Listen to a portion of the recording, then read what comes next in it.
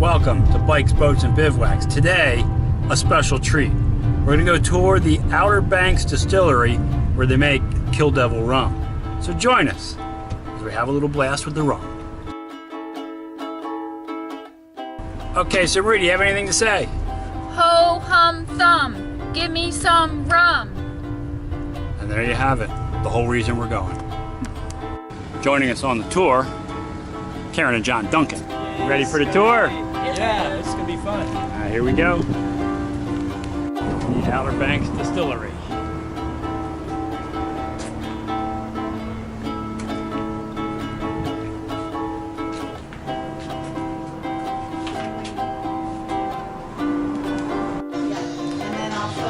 like that they're very open. This is what we're doing. Yeah.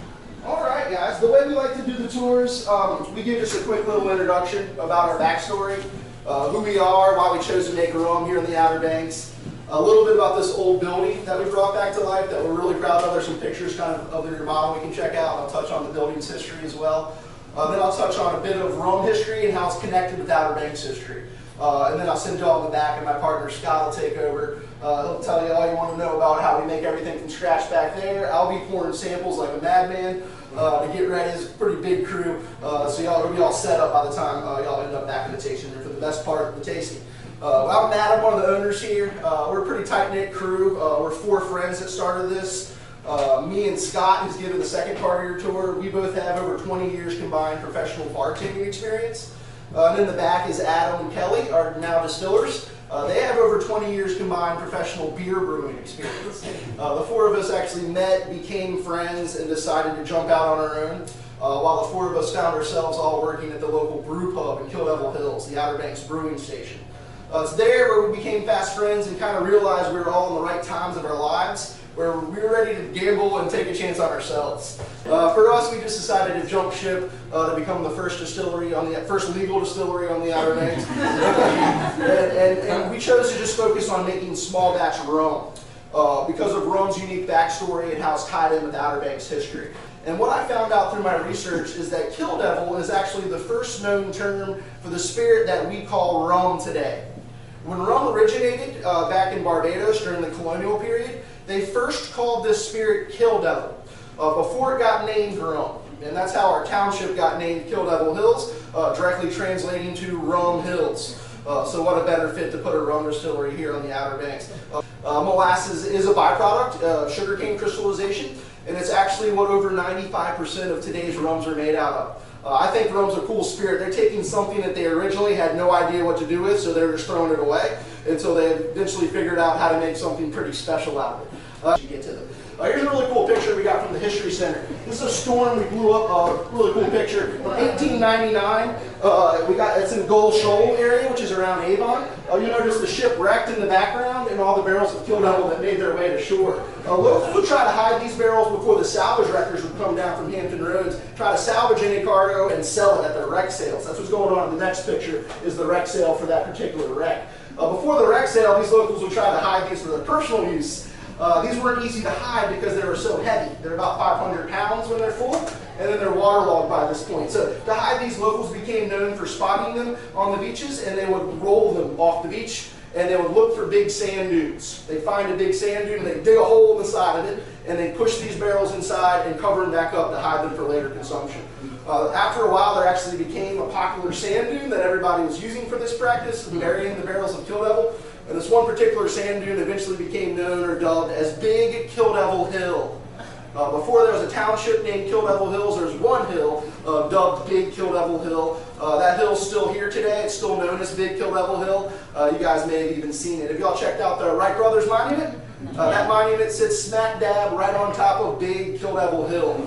So we're just 4 local boys that knew of this legend, and we're just trying to bring it back to light. So we jumped ship from brewing to become the first distillery on the Outer Banks, and all we make small batch rum.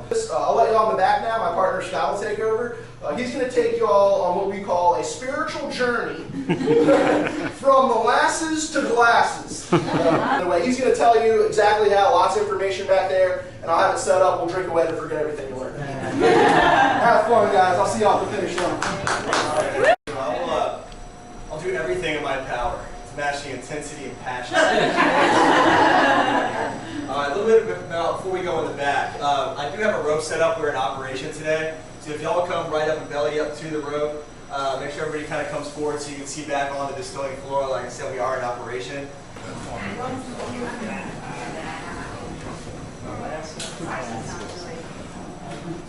Things first, now we're back here. Let's go. Breathe in all that sweet, sweet, delicious rum. Let it soak into your pores. We'll get drunk that way while we're back here. I know it does have a tendency to get rather warm back here. My name is Scott Smith. I have the easy job while we're back here. I just get to talk about it. Just give me all the credit. We wanted to get the best still we could possibly afford. That's why we went with this manufacturer, and that's why this is all copper inside and out.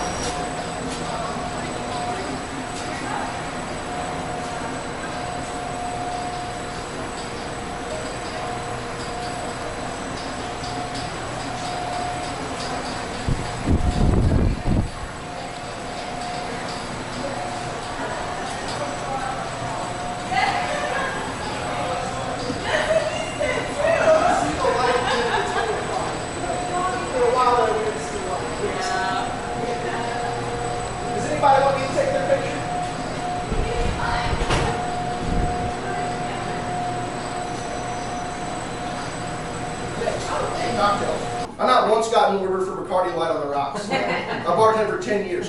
This is in the same category. In the unaged white rum category, most of them are used for building cocktails.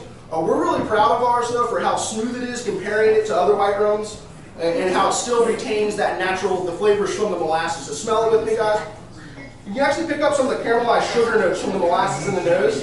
Most white rums, just smell it. If you have any white rum at your house, just smell it when you get home. And tell me what it smells like. A lot of them smell like rubbing alcohol. And they can get a really harsh burn. Ours is more subtle with that, so we win the most awards for this. Cheers, guys. It is 40% alcohol. Just sip on it if you're not used to drinking straight rum like I am.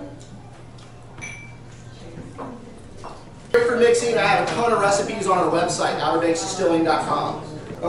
Next up, guys, we got the Pecan and Honey Rum, our most unique offering, drawing inspiration from our backyard. We actually have 4 pecan trees towering over our building. Soak them on the rum for about 10 days, like you said back there. This is all color coming from the pecans. And we just enter in a little bit of honey at the finish. I think a lot of people will read the label and see honey in it, and before they drink it, they think it's going to be sweeter than it actually is.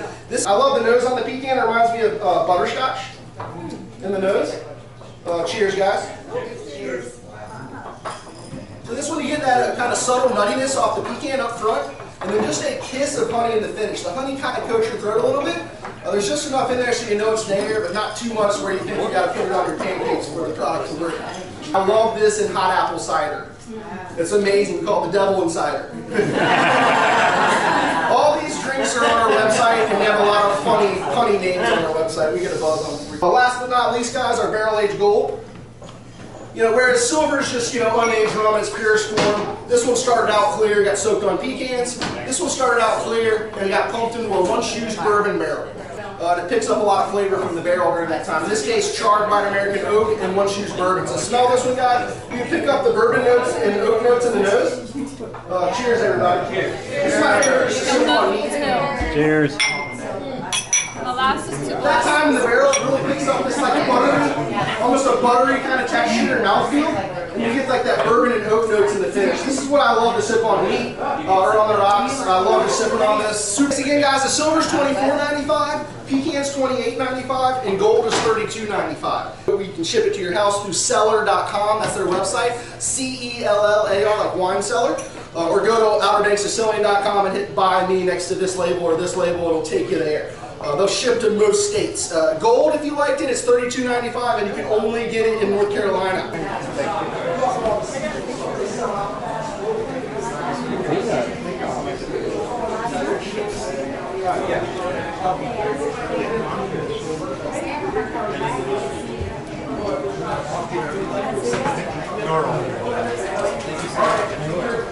You're Matt? Matt Newsom. Yep. And Scott. All right, thank you.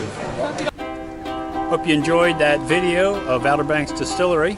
If you enjoyed this video, don't forget to subscribe, give the video a thumbs up, and ring that bell and you'll be notified every time I put a new video up.